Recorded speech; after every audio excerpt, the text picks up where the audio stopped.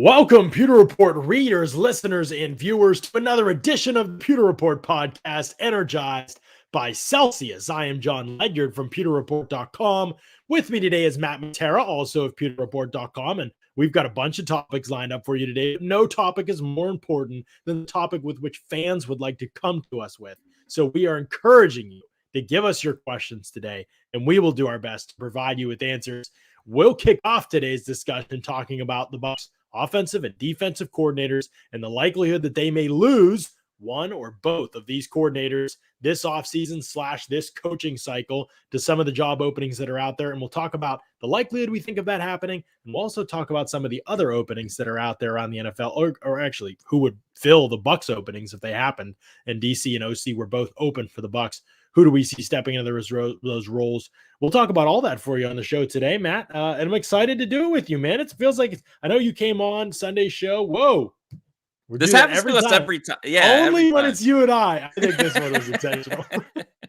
Only when it's you and I, we do that. I don't think I've ever done it with anybody else on the pod, but it's the Bucs huddle up in midfield before the game, and our pre-podcast ritual is just getting up close and personal to the fans. Everyone's got to have their pregame routine, and this is ours. That's what we do. One of our other pregame routines is drinking this thing right here, Celsius. Celsius Energy Drinks, the title sponsor of the Pewter Report podcast. And man, are we glad they are, because the flavors of Celsius, and combined with how good they are and the boost that it gives you without the crash that you get from other worse energy drinks, it's really unbelievable. There's no sugar, accelerates metabolism and burns body fat in their energy drinks. The wild berry is what I've been drinking lately in the show. It's going through a peach vibe kick. Which one do you have there? You got one. What'd you have? I'm on the jackfruit right now. I've been on a jackfruit kick. I've been drinking it the past couple of Bucs games. I drank it for the playoff game, which they won. So I will continue that ritual. Oh, yes. I think I at least had it for the Week 18 game. So when I drink jackfruit, the Bucs will win. So I can continue to do that. And I'll have this during the show today once I finish my water. So it's great stuff. It's live branding. And, right. And Celsius, people don't know, that comes in a bunch of different flavors. You can see a bunch of them on the screen there: strawberry guava, Fuji apple pear, tropical vibe, orange sickle. There's so many good ones. And you can get them yourself. You could go to Celsius.com. You can use the store locator to find out where they sell them near you. Now they are pretty much all over the place. And I think they've got a new mango passion fruit, I think, is at 7-Elevens right now. So that's another one you can check out, the newest one I think that's out there. And so it's a great opportunity that you can get some Celsius coming to you every day. You can also do that with the Amazon Subscribe and Save. You can get some Celsius coming to your house on a regular basis if you're a regular drinker, like the Pewter Report podcast staff, of course, are. And I would be remiss if I didn't mention the best protein bars that are out there. Fast protein bars. Can't say enough good things about them. Favorite protein bar I've ever had: white chocolate cookies and cream and the caramel peanut crunch. And right now, if you click the link in the YouTube description, you can get them both. You can get both flavors coming to you for 20% off on Amazon. All you have to do is use this promo code 20FASTSTART. White chocolate cookies and cream, caramel peanut crunch. Love them both. Honestly, both are great. If you're only going to get one, I might say go caramel peanut crunch. I know others might say white chocolate cookies and cream. I really think both are outstanding. I ate a white chocolate cookies and cream just the other day, and they're really good for you, but also they really are filling and they taste good too. That you don't get with every protein bar. So really good stuff from our friends over at Celsius. Use that 20 fast pewter, 20 fast start, as the promo code for that one. So make sure you check that out as well. That'll give you some good protein bars coming to you on the regular. All right, we're going to get questions coming in here from Bucs fans. We already have some, and we will get to some answers here in a second, Bucs fans. So have your questions and have them ready. If we get a bunch, we will try to prioritize those super chat ones. Just a heads up for y'all. We always try to do that.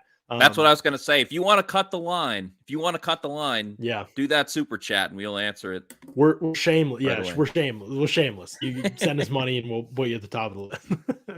Let's talk about this coaching situation, Matt, with Todd Bowles and Bayern Leftwich. There's a decent chance that both of these coaches are gone this year. Last year, I know the rumors were out there. Honestly, I would have been pretty surprised. There was like an hour, I think, that I remember our staff, we were hearing things and we were like, oh, Bowles might be, like, the Lions might really want Bowles. And then he was kind of just like, I'm not doing this. So it was kind of a wise decision by Todd Bowles. That's when you know he's a good coach. When he's like, yeah, this team, thanks, but no thanks. Right. Not time to step into that circle just yet. And these are very different situations. Let's talk about Bayern Leftwich first. There's less interest in Bayern Leftwich, but the interest that's out there might be more pointedly pro Leftwich than any team is right now pro Bulls. For example, the Jacksonville Jaguars are the team that are most commonly linked to Bayern Leftwich, obviously where he was drafted and played. And that connection right now seems very strong. They have brought in Matt Eberflus, the Colts defensive coordinator, for a second interview. Eberflus is getting strong consideration there as well. Rappaport said today that there's assuming there will be a second interview with another coach that is currently in the playoffs. Everyone believes that's Leftwich. So they are waiting to do a second interview, probably with Leftwich as well.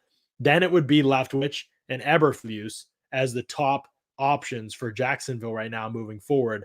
That's an interesting one. I think that there's some real reasons to go Leftwich, but I've heard, Matt, that Leftwich, and he's not alone in this, is not crazy about taking a job where Trent Bulk is the general manager. And right now, Trent Bulk is still the general manager in Jacksonville.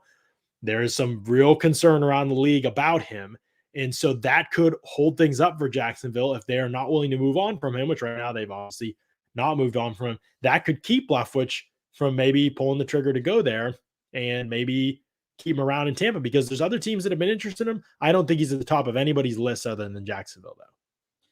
Yeah, and that's the big key into all of this is if you're looking for a head coaching job, why would you want to go to a place where the general manager seems to be on thin ice? And if you have one losing season, general manager could be fired right away. And everyone knows when you hire a new front office, when you bring in a new general manager, the GM is going to want to bring in his guy, most namely his guy being a head coach and usually like a quarterback. The Jaguars obviously have the quarterback situation figured out with Trevor Lawrence as the first round pick from last season. But we've seen, especially with a team like the Jaguars, like they just fired Urban Meyer. It was his first year. He couldn't even get through the entire season. So the Jaguars aren't going to be afraid to fire another coach in their first year when they've had so much turmoil in the organization, other than the boat Blake Bortles getting to the AFC Championship game a couple of years ago when Leonard Fournette was on that team. So that's definitely a situation where I'd be like, hey, you got to guarantee that if you bring in a new general manager in the following season, that I'm still going to be there. I think Leftwich, he's got some things going for him. One, and you can look at this at a number of ways, not even just with Jacksonville, but overall, the things that Leftwich has going for him for Jacksonville, obviously, is that he's played there. But one, he's an offensive coordinator, and the league obviously is more offensive centric, and you're going to be more inclined to hire an offensive coordinator when everything's all about offense now versus a defensive coordinator where, good point. You know, it might not be the next fit. Also, and I think this goes a long way too, the fact that Byron Leftwich was a quarterback in this league, not just a player in the NFL, but a quarterback, and the fact that people knew him, he's a name that many people are familiar with. Players resonate to that. You know, there's all players, coaches, and authoritative guys, and sure, you can be a phenomenal head coach and not have been a pro NFL player. I'm not knocking anyone by that, but I think there's something about being in that fraternity of football players. You experience the grind, the training camps, all of that grueling stuff, and to come in and be a head coach, especially a first-year head coach, I think players are more inclined to listen to you and believe in your system and your philosophy than maybe some other candidates out there. Yeah, no, I think those are great points, Matt. I mean, the fact that there is that offensive lean right now in the league, you look around, look at the NFC playoffs, all 7 teams that made it, they're all led by offensive-minded head coaches.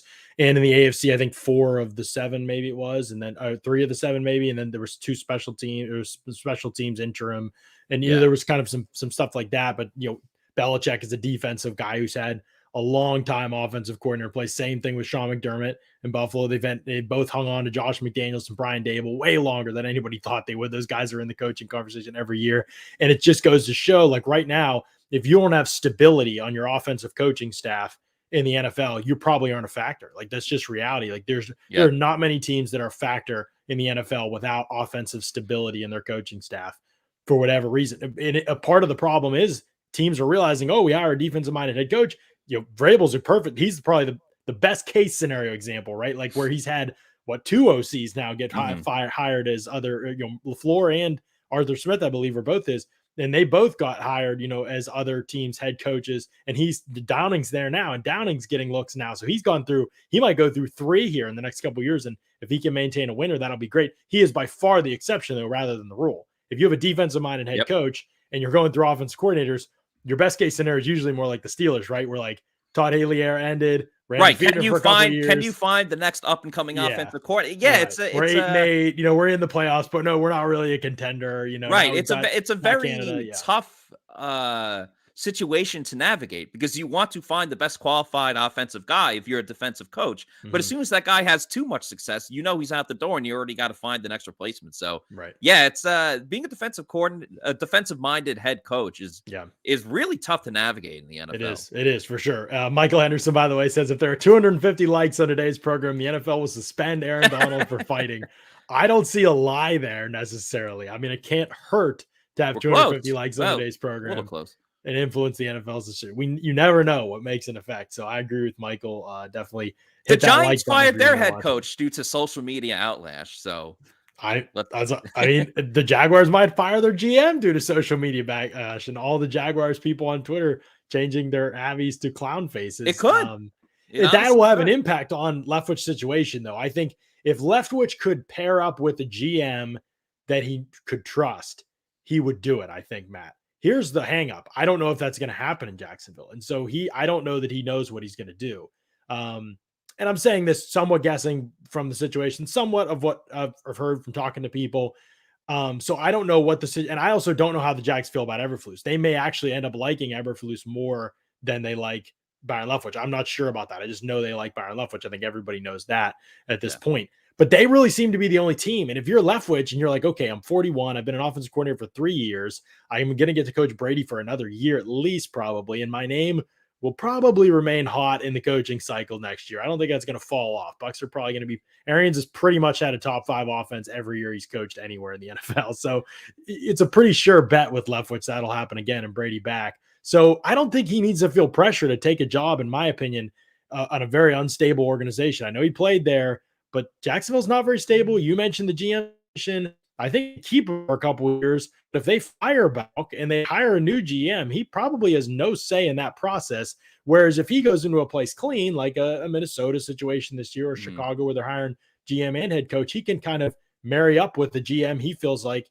is on the same page as him. And that's important, Matt, from his experience in Tampa Bay, because that happens in Tampa Bay. That's a big deal. What if the Vikings go with John Spytek? The Bucs, whatever his title is, but he's very high up in the front office. What Vice president of player personnel. Yeah, player personnel. Yeah. What if they take Spytek and then Spytek's like, I want Byron Leftwich as my guy? That could be a package system right there. But that's a pretty extreme hypothetical situation. What I did want to say though is, as you just said, that Leftwich doesn't have to take a job right away because he's so young in terms of his coaching career and as being an offensive coordinator. So that would be my reservations if I were going, and not that I'm against Byron Leftwich or I don't want Byron Leftwich to get a job, because I think everyone should be able to excel to their highest capabilities of what they think they can be. My reservations for why Leftwich maybe shouldn't be the hire right now would be because of what you said. Like, he's so young in his offensive coordinating career.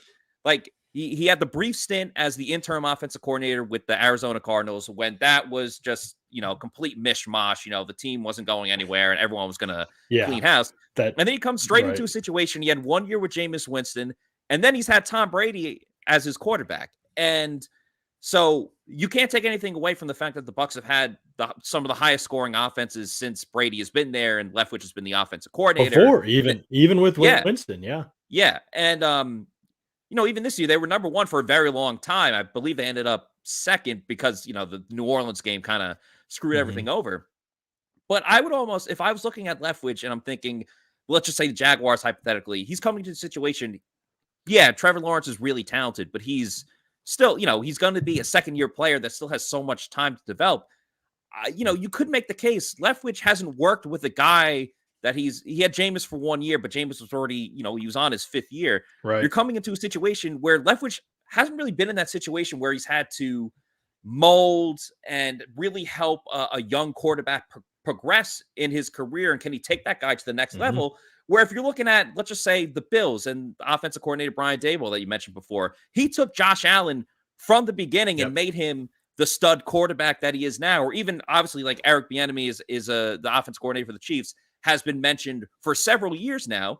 But, he's obviously a lot of that is Andy Reid, but I think he deserves some credit too, taking a young Patrick Mahomes and seeing what Mahomes is now. You're right. I would be more inclined to get a coordinator like that versus Leftwich that outside of the Jameis year comes into a situation where you have Tom Brady, the GOAT, and you have so many weapons on offense where a team like Jacksonville, sure, they got some guys here and there, but, it doesn't even compare to what the Bucs, what Tampa Bay has on offense. So that would be my reservation. Some people, I agree with you. I agree with you on those reservations. It's not even necessarily a knock on Leftwich. It's just like, we haven't seen him in this situation, and we've seen other guys in this situation.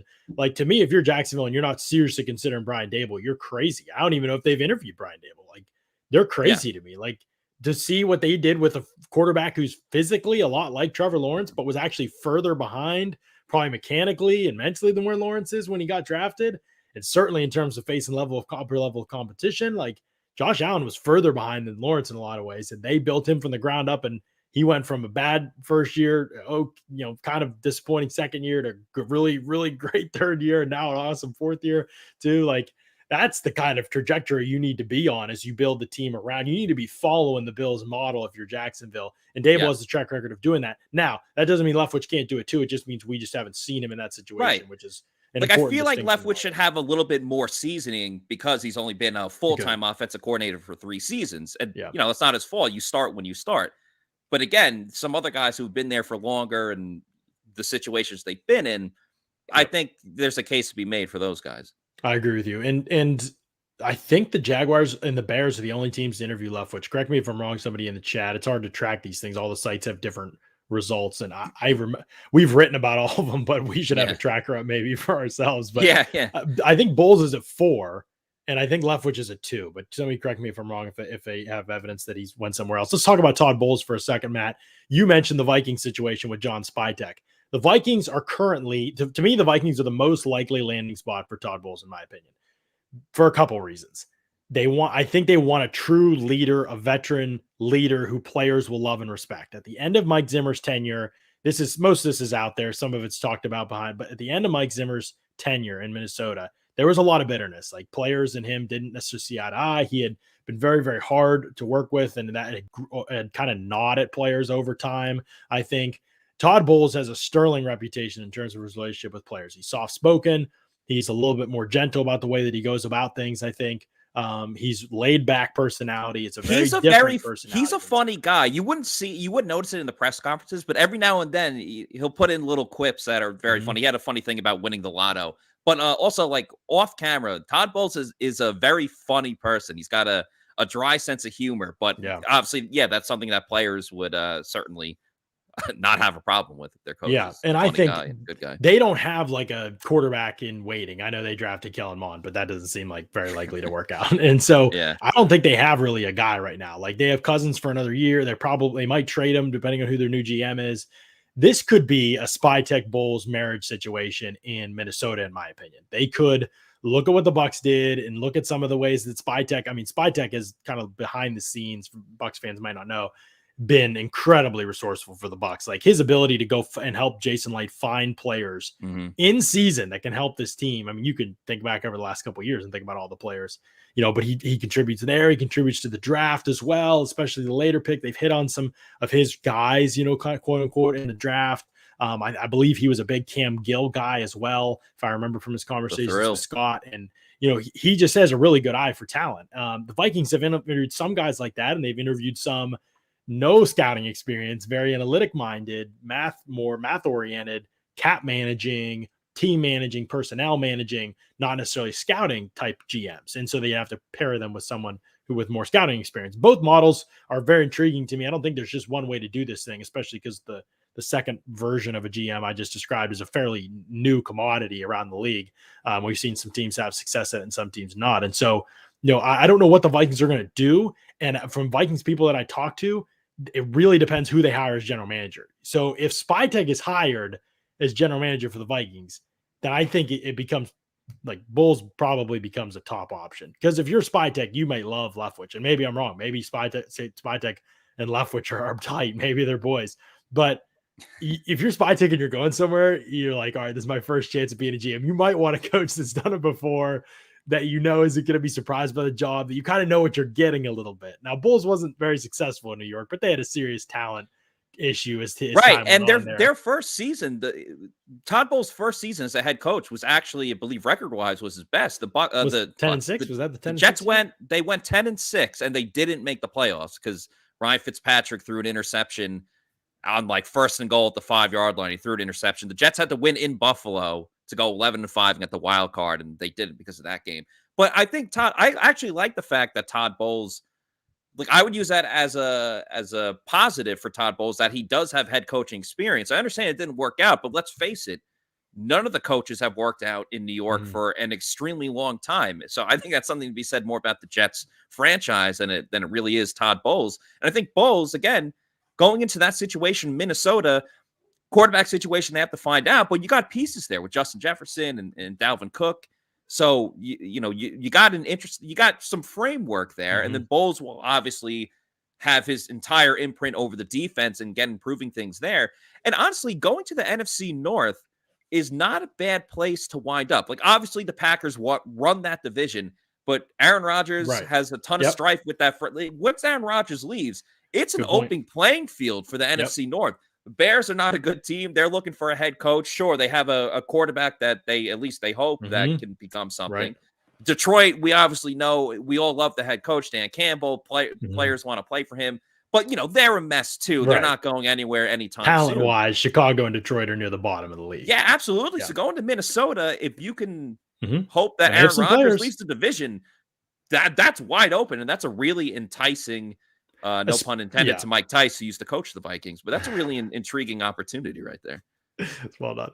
I do think that Spytek, if he gets hired there, and they've interviewed 1, 2, 3, 4, 5, 6, 7, 8 GMs, I believe, that we know of.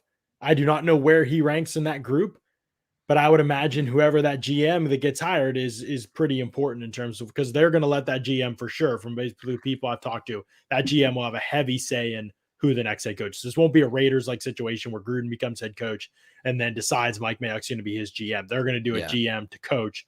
And I always thought that was weird. Like, why would you let the coach decide? Because what if the coach starts struggling and then the GM has to fire him? But it's like, hey, dude, I don't think in the Raiders situation it could happen that way. I think. Yeah. But yes, they are building it from GM to, and you're also talking about an organization that, while they have done a lot of things poorly, they are more stable and they've kept coaches for a while. Like, I could see Bowles in Minnesota. I don't think I could see him in Chicago. Like, I just don't know about Chicago. What other places does he interviewed?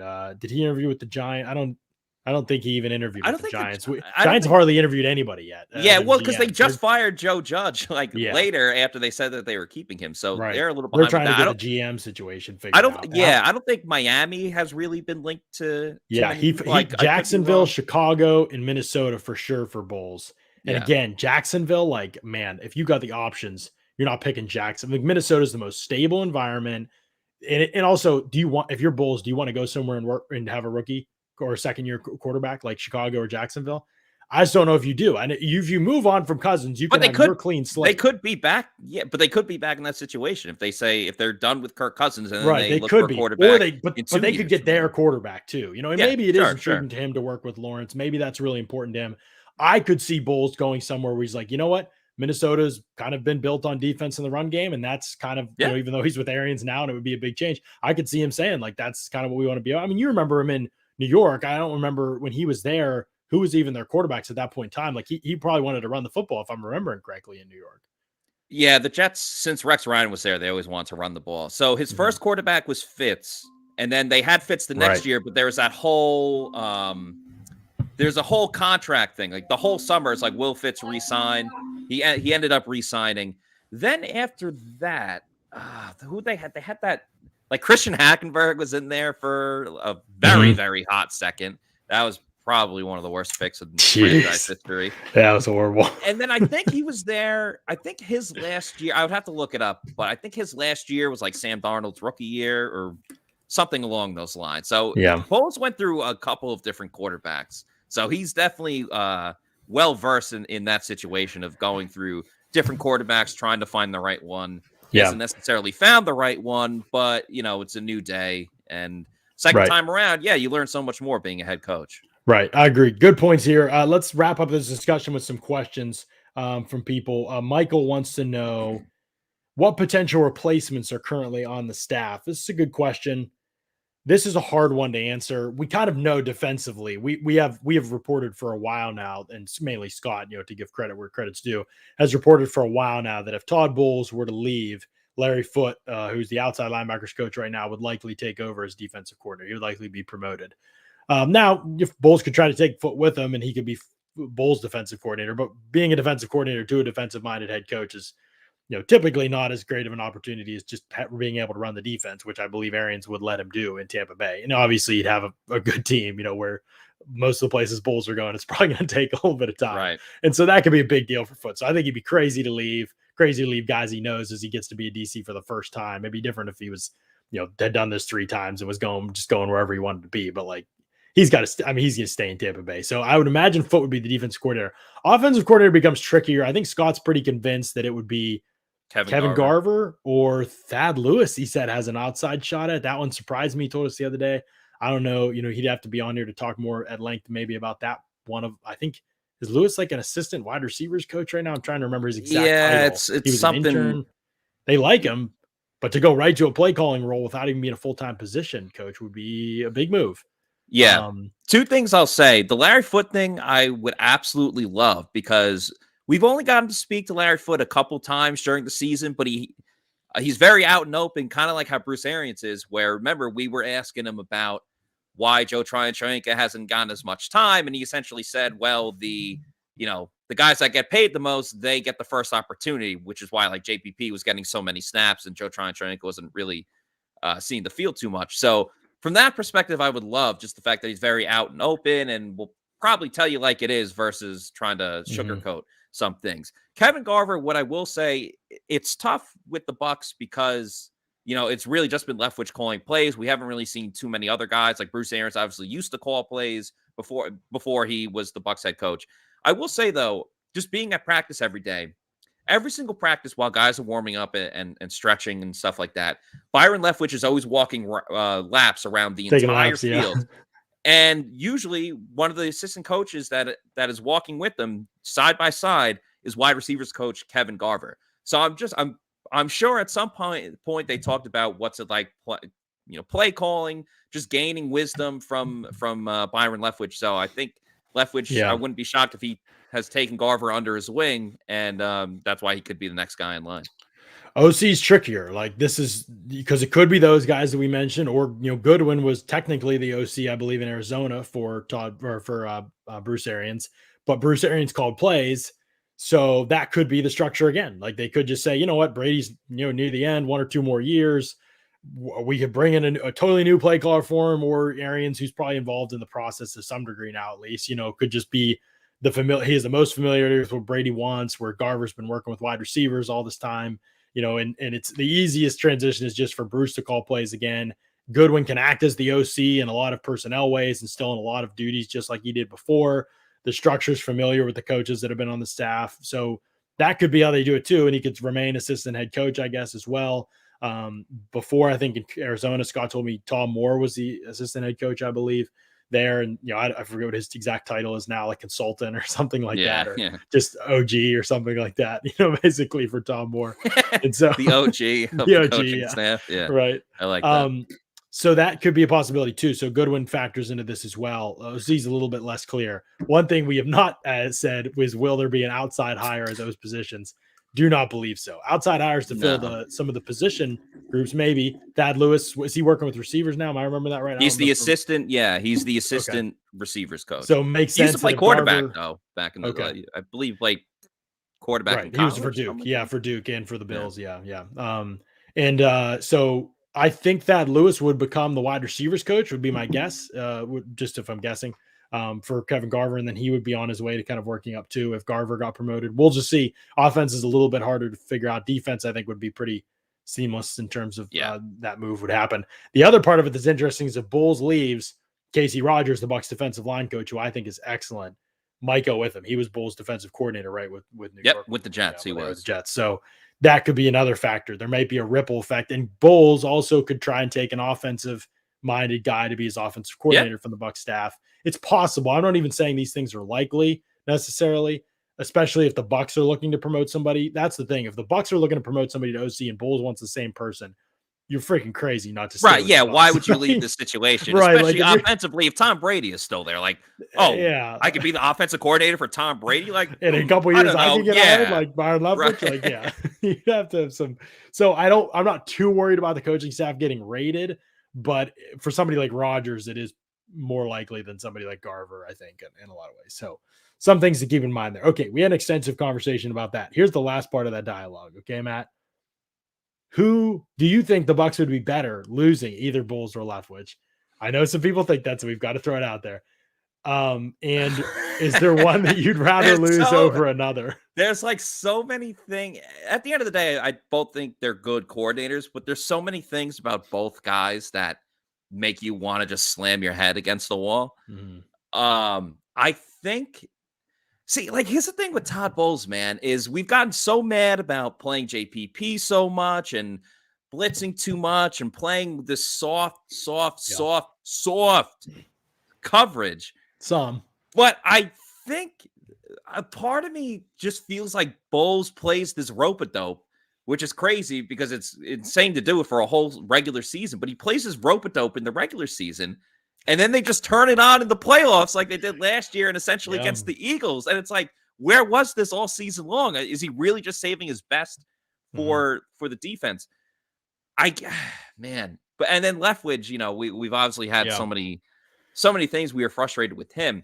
I think at the end of the day, with the Bucs just continuously having, 30 points a game, establishing that and being one of the highest scoring offenses, I feel like you'd rather keep that in place.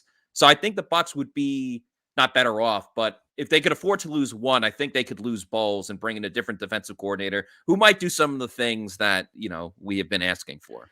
So I agree with you, but I want to put out there first that I do not want either to leave. And I know that might surprise some people because I have been critical of Bowles in the past, but I have watched the defensive tape over the second half of the season closely. And in games that they have most frustrated me, I'm not saying Bowles has done everything perfectly at all. There are definitely issues. People need to understand, no matter who is the offensive coordinator and who is the defensive coordinator, you are going to have issues with them at some point in some game plan, sometime when something doesn't work. Yeah. The greater body of work for Todd Bowles and Byron Leftwich, it is highly unlikely that whoever replaces them next year would be better than either of them. That's my opinion, but that's near fact, Matt. Like, it just is very unlikely that would be the case, that either of their replacements, if it's Foot or Garver, whoever, would be better at them. First, there's the inexperience factor that helps. Second, both of these guys, for all the criticisms we may have at certain points, and that's, again, I say this all the time, every offensive coordinator in the league is the least popular dude. It really is true. I mean, like, I've seen people, every Rams game, they flip out about McVay. Like, every team in the league would want McVay on their staff. So people are always second guessing those people, including us. Like, that's part of our job. And sometimes we're right. People are tweeting fire Bruce Arians for getting the $50,000 fine. It's like, you are an absolute idiot and a moron and a dumbass if you think that. But, I guess we have those conversations all the time. So people need to understand, like, the criticism that comes with some of these situations is always going to be there. So people are like, oh, I can't stand Leftwich. You're not going to be able to stand the next guy. I guarantee you won't be able to stand the next guy if that's your perspective. Reality is this. Point. Every single year that Byron Leftwich has been an offensive coordinator in the NFL, which is 3 now, and 1 was not with Brady, by the way, keep in mind. Yes. That team has put up points. Yes, is he ruined some stuff in Arians' system? Sure. But when Brady came in and they wanted to change some things to the bye last week, Leftwich listened to players, which is a huge positive trait in a coach. He heard what they wanted. He melded it with what Arians wanted. He was the bridge, the go-between. He made it work. He made it happen. Those are great traits, man. You do not want to lose that guy. Like, you just don't want to lose that guy. Plus, he had a great game plan the other day. He had some great game plans in the playoffs. There were some things I didn't like. By and large, Byron Leftwich has done a phenomenal job. Bucs are up there in neutral pass rate. Yeah, I wish they did play action more. Like, no question. But that's not a Leftwich thing either, by the way. Like, Paul was talking about this today, and I've talked about it for forever. Arians has never used play action. So not at a high degree. He's always been near the bottom of the league. So Leftwich has just come into that situation and said, this is how things are. Like, if anything, they've increased it a little bit. But that part of it's neither here nor there to me. That's not a I don't have a criticism of Leftwich in that way. By and large, big Leftwich fan, given what we have to view him by, which, yes, is with a pretty good roster of players most of his time. He's done a really, really good job. I don't know how anybody can look at the Bucs every number since he's taken over, other than Jameis's 40-some turnovers that he had. Like, every number has been great for the Bucs offense, like every year, among tops in the league. Like, it's just hard to argue with that, like those kind of results. That's all we have to judge him by. If he goes somewhere else and he was a terrible offensive coordinator, we might judge him differently. But this is all we have to go by from our vantage point. Todd Bowles, say what you want. I watched the second half of the season, Matt, and I said, these players are screwing up. Like, players aren't doing their job. They're not tackling. Coach, like missed tackles. There's only missed so much you tackles, can do as a coach. dropping picks. Yeah, I mean, guys getting out of their lanes, whether it's in run defense or in the open field where their pursuit lane should be, allowing big plays. That kind of stuff is happening too much. And people will blame everything on coaching, but I don't know that that's it a lot of the time. Now, are there times Bowles needs to chill out with blitzing? Is there times his coverage has been too soft? Yeah, he's had some horrible game plans. He also had some unreal game plans. And like you said, no question, dude's cranked it up for the playoffs. He's got a huge test coming up this week. We're going to talk about the Rams in a little bit. I know people are anxious to get into that as well. Let's get to some of these questions here. Jonah, with the $5 super chat, would you look into the 2022 free agent market or the draft class to replace AB or take a chance with Grayson, Johnson, Perryman, and put money elsewhere? Thank you for the super chat. Thank you, Jonah.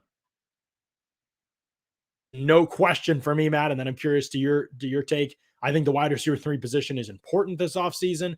We'll talk about it more once the Bucs season's over in a lot of depth about what players and what fits and who could be a good option for this offense. There's no chance I'm going into next year with Grayson, Johnson, and Perryman battling it out for wide receiver 3. Zero chance, in my opinion, that I would do that. I don't think they'll do it either. No chance for me that would happen. 4, 5, 6, sure, great, fine. Darden's going to be in the mix.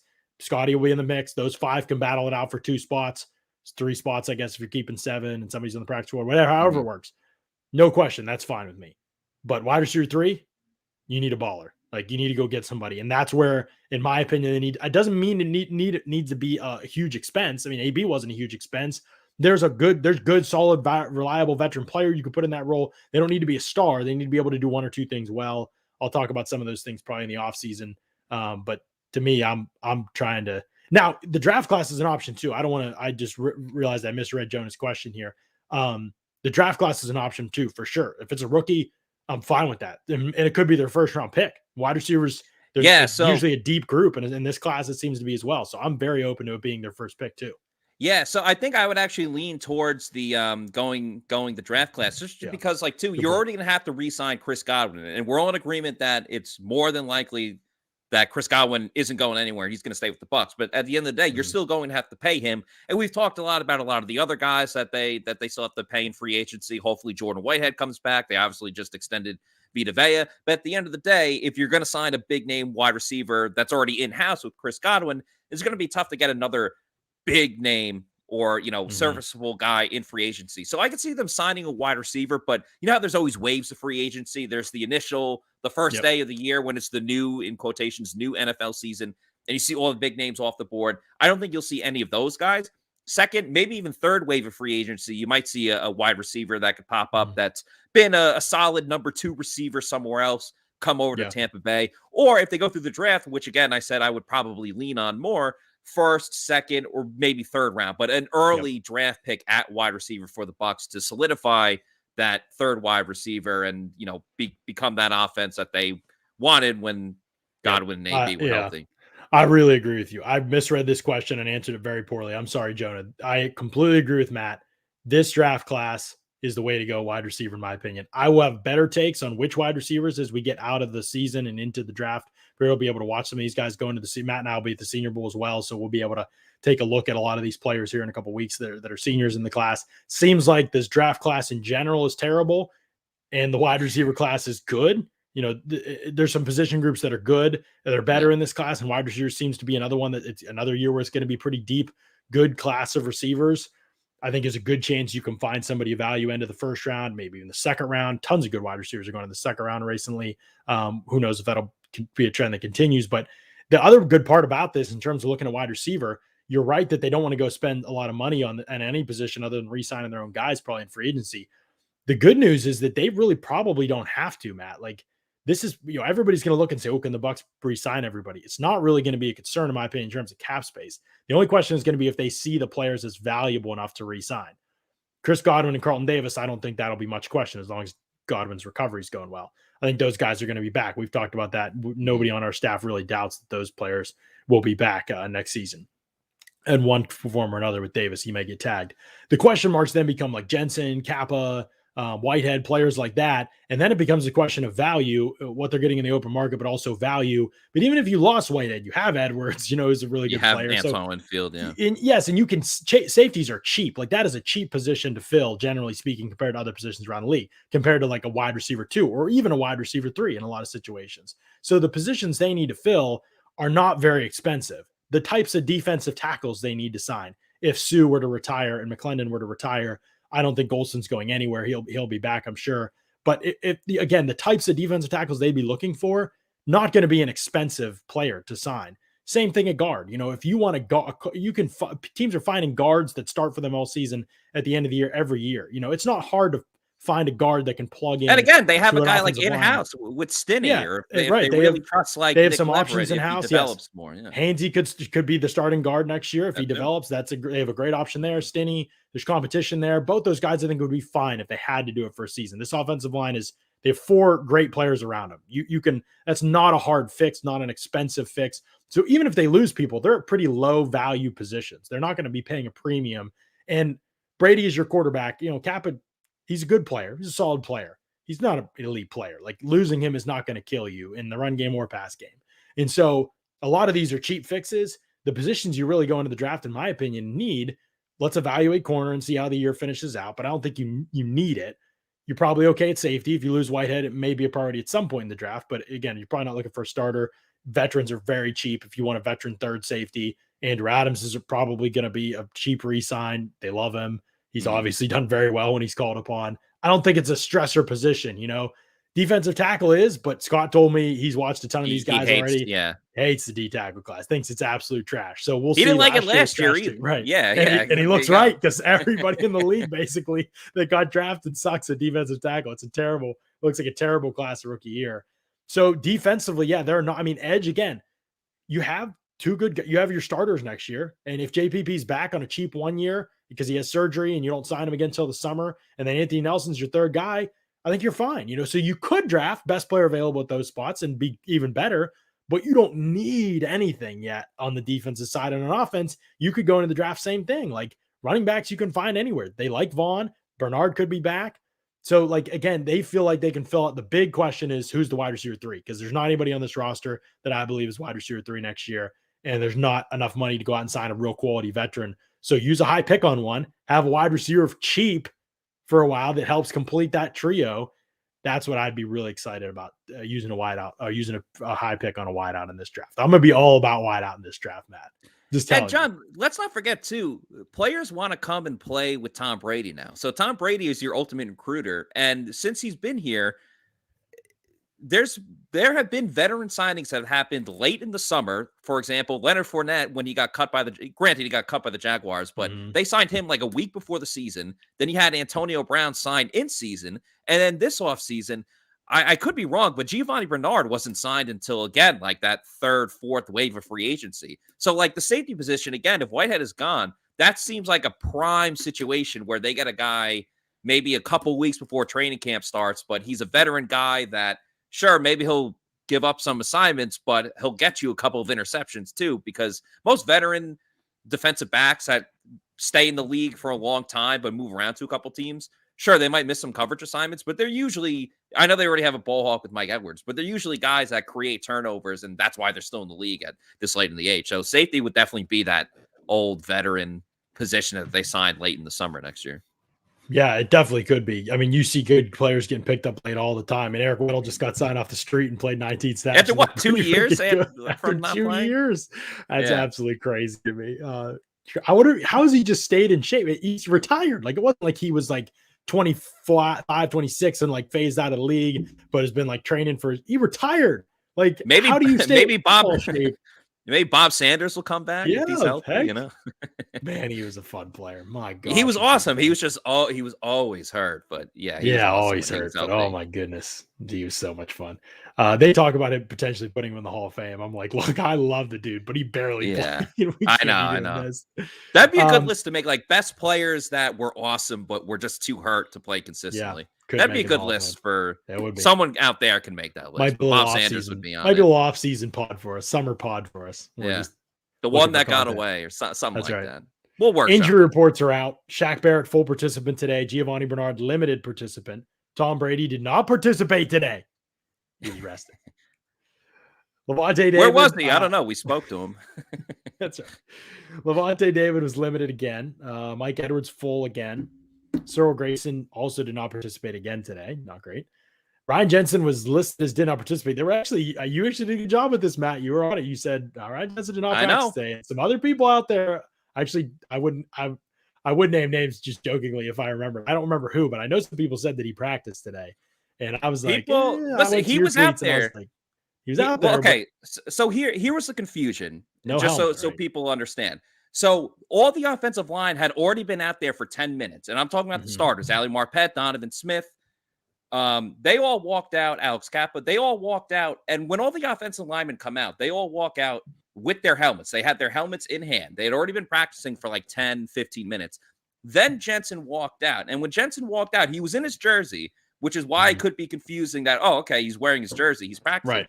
But he walked out there and did not have a helmet or anything. And it was right towards the end of the session that's open to the media. So we only saw Jensen out there for like a minute or two, and the offensive linemen are all the way on the other side of the field. So it's tough to begin to see in the first place. So, could it have been a situation where his helmet was already out there? Yeah, I guess so. But when all the other players already walk out there with their helmets, Ryan Jensen, I think, is the last guy on the roster that would get special treatment where his helmet is already out there. So when I saw him without his helmet, I was like, okay, maybe he's just out here watching practice. You've seen that in the past where guys will come out and watch practice, wear their jersey, but not participating. So I called that. I feel a little vindicated. But good he call didn't practice. That's what I noticed. I was like, all right, well, he doesn't have a helmet with him. He's probably not practicing. Right. But did not Ronald practice. Jones also did not participate, even though it looked like he was kind of out there, right? Ronald Jones was at least doing. He was warming up. He was stretching. He was jogging. So I listed him as DNP still. So Steve McClendon got a rest day. SMB got upgraded to limited, so he's moving in the right direction. Don't know whether that's good or bad news for the defense. Brashad Perriman still did not participate. I'm starting to wonder if they're going to be down Brashad Perriman this week, Matt. Interesting. I mean, 4 of your top 6 wide receivers now would be out. It would be Evans and Tyler Johnson. Playoff Scotty. I mean, it's going to have to be Scotty for like a full game. And then they might just someone had in the comments, they were like, put Scotty is Deebo Samuel pretty much. And it was like, all right, well, Scotty's getting some rushes. Maybe they could do that. But. All right. Next man up. That's been the mentality all season. So yep. Jason Pierre-Paul did not participate. Don't see that as a concern. Josh Wells was limited once again. I think he'll start, and Tristan Wirfs did not participate as we knew he would not. So tomorrow will be a day for Tristan Wirfs. Obviously, we'll be evaluating him, and Bruce Arians will announce some people who are definitely out. So he may mention Wirfs, or Wirfs may be probably doubtful. I personally think Wirfs is a long shot. If I could get stunned tomorrow and he could be questionable. I've seen crazier things happen, but not many crazier things than a high ankle sprain playing 6 days later. That would be wild. You know what else would be wild, Matt? What would be wild? You know what else would be wild? It would be wild if you went to Underdog Fantasy right now and doubled your first deposit. All you have to do is enter the promo code PEWTER, PEWTER, enter the promo code PEWTER, and you could double your first deposit with Underdog Fantasy. The best part, though, you can go bet on player over-under player stat lines for this weekend's playoff games. So much fun. Adds a layer of intrigue to the game. Makes the whole thing awesome, to be honest. And here's the best part of that, Matt, is that right now, you get like a free one with Deebo Samuel over 1 yard receiving, basically. So you get a free one as you do these pick 2, pick 3s, and you can go up to like a pick 5 and win 20 times the amount of money that you put in. And you can put in up to $25. That's the max entry. So you can go up to $25. You can do a pick 5. You get 4 of them, right? Because you're getting the Deebo one, right? If you get pick 4, right? So like Tom Brady over 270 passing yards, or those kind of stat lines. if you get 4 of them right and you get the Debo one right, you win up to 20 times the amount of money. If you put in $25, I'm not good at math, Matt, but that's a lot of money. And so that's the opportunity you have with Underdog Fantasy right now. And you can sign up and they'll actually double your first deposit when you sign up. So literally you get to do this with free money that Underdog Fantasy is giving you because they're doubling your first deposit. There's no catch here. They're doubling your first deposit with that promo code Pewter, and you get a free one of your picks. So if you do a pick 2 and you enter, to win double your amount of money, then you get one of those is already free. So you only get one right to get money. It's like basically a foolproof system. So go to Underdog Fantasy, use the promo code Pewter, download the app too. It's very clean, very easy to use right now. It's an awesome opportunity Underdog has for you. I'm definitely taking advantage of it this weekend. I can't wait. I'm going to put a couple slips in, to be honest, and see if I can get something going for this weekend because it's a great opportunity with Underdog Fantasy. And they always have a lot of those. It's a new big thing. People should check it out and use that promo code. So many different Pewter. prizes and like tournaments and stuff like that too. They always have so much fun stuff that you definitely have to get in on. They absolutely do. Giovanni with the $5 super chat. Greatly appreciate this. Brady will put up points, especially at home. All depends on the defense. Do you think they put Davis on OBJ and double cup? Yeah, I don't think they're going to double cup all the time, but on third downs, I bet that there's some bracketing going on there. And I do think you'll see a little Carlton Davis on Odell Beckham Jr. I don't know if he'll shadow him or not. You wrote about that. Yeah. You wrote about that in your Bucs briefing, that's the best way to attack it. And Cooper Kupp has annihilated the Bucs every time that he plays them. So pretty much at this point, you could just throw stuff at the wall and see what sticks. But I mean, the other team's best receiver, I believe it's a wise choice to double team, and we'll see if the Bucs do that. Nick, I'm sorry that I cannot pronounce your last name, but I appreciate this $7 super chat very greatly. Nick C says, I thought Brady was coming back for at least 1 year. Now there's chatter that he's retiring after this year. Thoughts? Be very careful with these. Chatter that he's retiring this year. All that means is Kevin O'Donnell went into today's pressers and asked everybody if they would be surprised if Brady retires. It doesn't mean anybody's actually talking about him retiring or that there's even a rumor out there that he is retiring. There is not nothing substantial out there. It's all just opinions. It's all opinions. He said many times that he'll at least play out his contract. He's under contract for another year. There's no concern in my mind about him retiring until after next season. We'll see and evaluate. He said, I'm going to keep playing as long as I feel like I can play at a high level, at my level, that I know I can play at. Until that doesn't happen anymore, I'm going to keep playing. Well, there's no question he can play at that level right now. Plus, he's got the Brady brand to push. So him playing longer helps. Yeah. I'm sure helps with sales. And there's a very clear window here for the Bucs. They have some free agents, but like I said, there's cap space. There's cap space down the road. There's a lot of avenues. They're going to bring most people back. They'll have one of the best rosters in the NFL again next year. He knows that. But honestly, as long as he's still balling, I think he's still playing. So it wouldn't be surprised me if it's after this year. But yeah, that's not chatter. It's just reporters trying to get to a story that probably isn't there. I'm not discrediting them. That's their job. If there was something said like, oh yeah, I've had some conversations with him about the end, then it would be a story. So he's just trying to dig and see if there is one. He asked 3 or 4 people today. Nobody's reaction was anything, any cause for alarm at all. And Leftwich actually seemed to kind of laugh off the question. He was like, come on, dude, this guy's balling right now. Like, what are you talking about? So yeah, that's how I see that question there playing out, Nick. I know people are asking about wide receivers in the draft, Janaris Robinson, Traylon Burks, some of these wide receivers that are out there. Olave's out there, Garrett Wilson. A good chance some of these big names is available at the end of the first round, by the way. Almost every year, 1 or 2 wide receivers that people swear are going top 5 go down later in the draft, go in the second round. It happens every single year. So good chance somebody's available for the Bucs. I have seen some of these guys. I don't have strong takes for you yet. You remember from last draft cycle, I am not somebody who puts out takes until I've studied the player. So I'm not going to say anything and then look like a fool 2 months later when I'm like, actually, he's awesome. Like I was just making it up last time. He's actually a baller. I'll just wait until I can get a really good look at him before I say. But there's definitely some guys, as you've pointed out. There's some guys in this class for sure, and I've seen enough of them live to know that there's real talent for sure. Bendix wants to know: do we expect Jensen to play? Absolutely, I think so. Yeah, I would be very surprised. The guy he didn't miss a snap in the game. No. So yeah, just rest up this week and play something. As Ali Marpet said today, dude's built different. Yes, he is. You know what else is built different, Matt? Our friends over at Pin Chasers, where you can have bowling, food, and fun with your family at a bunch of different locations. Tell these people about Pin Chasers, Matt. Tell them what they need to know. First of all, Pin Chasers is owned by huge and proud Bucs fans. They have season tickets. So if you're going to Pin Chasers, you're supporting fellow Bucs fans in the community in a great time of the year when the Bucs are looking to go 4-2. And one of the best things about Pin Chasers, John, is the fact that they have deals literally every single night. They got Tuesday, all you could eat pizza night. They got Thursday, all you can bowl and $1 Miller Lights. You go on their website, pinchasers.net, and you can find different events, different leagues. The Pewter Report Bowling League just wrapped up in late December before the start of the new year, but we'll be back in the spring. They have multiple different bowling leagues, multiple different nights. You can set up a birthday party, a night out with your friends.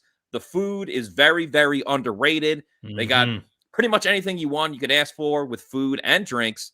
And it's a great time to go out. And because there's multiple locations, there's probably one in your area. So go to pinchasers.net to reserve a lane or book a party, and you will definitely enjoy it. And again, you are supporting fellow Bucs fans. So make sure you go to Pin Chasers. Yeah, and a proud sponsor of the Pewter Report podcast who's been with us for a long time. So we definitely really appreciate your support of Pin Chasers if you're able to do so. All right, Matt, we're getting to the point. We're going to wrap up this show, I think, here a little bit. Let's take a couple more questions here. Eddie wants to know, no one mentions that Stafford will miss his left tackle, but everyone is obsessed that Brady will miss his right tackle and assume he'll play like trash. I'm not sure who everyone are. Those things are rarely true in our business, that everyone or no one exists. But I will say this, Eddie, I do not think that Andrew Whitworth is not going to play. I believe Andrew Whitworth is going to play for the Rams. Their injury report from today is not out yet. Whitworth may not practice all week. He's a 40-year-old offensive tackle. He doesn't really need to practice this week, but he does have a knee thing. I thought it was an ankle yesterday. Apologies on the show. He has a knee thing going on.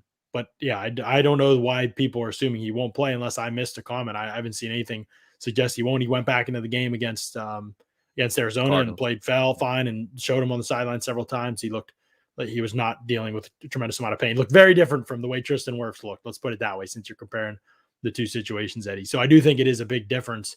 Also, this is a very important fact. The Bucs do not, I repeat, do not have Aaron Donald on their team. So that's where it becomes a very different story when you're talking about Aaron Donald, who they move around a ton, who will play over the right tackle, playing against the backup tackle, rather than in Whitworth against John Shane or Jason Pierre-Paul, who normally play on the right side. Good players. JTS coming on nicely, gave Whitworth a couple good reps last time, but obviously not the same degree as Aaron Donald going against the backup. So something just came to me, John. I think we talked about this week 3, and we have an opportunity for it now. The Bucs haven't done it in a while, but they used to line up Vita Vea in at fullback or a tight end in goal line situations. They haven't done it in a long time, but if they do, for whatever reason, decide to break it out this week, we once again could have a matchup of the unstoppable force against the immovable object, where if Vita Vea lines up at fullback, and they run a handoff play, and Vita Vea, even as a lead blocker, runs straight forward and collides into Aaron Donald. That'd be one of the all-time moments in NFL history, and I really hope it happens. That just popped into my head, so I want to say it out loud. Yeah. And Russ Weeks points it out as well. We have Vita Vea, so we have a Hulk. No, I think it's a good point. Vita Vea is a good player. If you think he's Aaron Donald, you're tripping though. No, it's a different dude. He's not. You play Donald outside over tackles. Vea's going to get 1 or 2 reps there in crazy packages where they're trying to confuse people, but they're not necessarily asking him to win one-on-one out there all the time. Like Donald plays a healthy amount of his snaps as a D end, basically. So there's no player like Aaron Donald in the league. In my mind, I know old school fans will get mad when I say this because Lawrence Taylor and some others, but in my mind, Aaron Donald is in the conversation for the best player of all time defensively. Like, I think he's that good. I've watched him for years. I've studied him. I've never seen a defensive lineman in general get the kind of attention and game planning he does. Watch the Bucs game if you want a perfect example. I mean, they tried to put 3 guys on Donald. They literally set 2 linemen to him, and then they sent Fournette after him. And that's hard to do with a D tackle. You open yourself up in other places if you do that with a D tackle. But they could not. They were like, we have a great guard. We have an all-pro guard, and it doesn't matter. We're still sending help. Like, that's what you have to do. That's how far above everybody else in the league this dude is. Like, just reality. So special player, it's going to make things really hard. If you're trying to downplay that, like, miss me with that. Like, miss me with that. Not saying the Bucs can't win. Absolutely not. I laid out yesterday detailed ways that they can win. Brady is a great, in some ways, remedy to Donald because he gets the ball out so quick. It helps remedy anything on a consistent basis too. But obviously got one last time, and so we'll see. It'd be a huge challenge for sure. It's going to be one of the bigger challenges probably of Brady's career, to be honest, I think, going into this game. But nothing he hasn't. I mean, he's handled obviously really tough situations before. So lots to did a lot yesterday. By the way, if you're looking for that pod, you can go back to yesterday's show. Scott and I went in depth on this matchup. We laid out the game plan for how we would attack the Rams defense if we were the Bucs, how we would attack the Rams offense if we were the Bucs. You can give your thoughts. Check out that pod. Listen to it. You got a couple days to digest it all. If you could, before you jump out of this pod, hit the like button for us. Share the stream if you have somewhere to share it with. If you have people to share it with that would be interested in these questions, even if you have friends that are Jaguars fans, friends that are Bears fans, any of these things, share the stream. Hey, these guys had an in-depth conversation about Bulls, Leftwich, the GM situation. If you're friends that are Vikings fans, share the stream with them if you would. That does a tremendous amount of help for us. We've also added like almost 200 subscribers in the last 5 days or so, which has been incredible. Y'all are a huge part of that, obviously. And if you're a new subscriber with us, we love it. If you're listening, you haven't subscribed with us, please subscribe to Pewter Report TV. Again, hit that like button. Give us a thumbs up on the way out of here. We greatly appreciate that. Helps us out a lot on the show. Y'all are a huge reason why this thing is growing as fast as it is. We'd love to be at 10,000 by the draft. We'll see if we can pull it off. That'd be a lot of fun, obviously, if we can get there. But y'all are helping this thing take off, and we really do greatly appreciate it. We talk all the time about how great y'all are. And so we're going to close this thing out strong because we got on game day coming up on Sunday. Paul's leaving me. Paul's ditching me this week. So I'm not even sure who's going to be with me yet. I've got floaters. I know, and you're going to be at the stadium. So we got to see who's going to join me. But I'll be going Sunday on the live stream for sure for Bucs Rams at 3 p.m. Well, actually 2 p.m. We'll be going live for pregame. It's a 3 o'clock start, which is kind of 3 o'clock start for the game. 2 p.m. we'll be going live with the pregame show. 3 p.m. we'll be live with the in-game stream. So again, right here, Pewter Report, we'll have the link up right on the YouTube. So make sure you're subscribed, make sure you've liked, and you're ready to join us for the live in-game stream on Sunday. Going to be a great time on the show. We'll live stream the whole thing, and then later tonight after the 6:30 game between, I forget who's playing now at 6:30. The Bills, Chiefs. I think it's Bills Chiefs. Yeah, Bills and Chiefs. After that game, we will do the post-game podcast. Bucs win, victory party. Bucs lose. Either way, we'll go post-game party at night on Sunday night too. So be prepared to spend the day with the Pewter Report crew for the Bucs game against the Rams on Sunday. Until then, thanks so much to y'all for listening to another edition of the Pewter Report podcast. Out. Sunday. Out.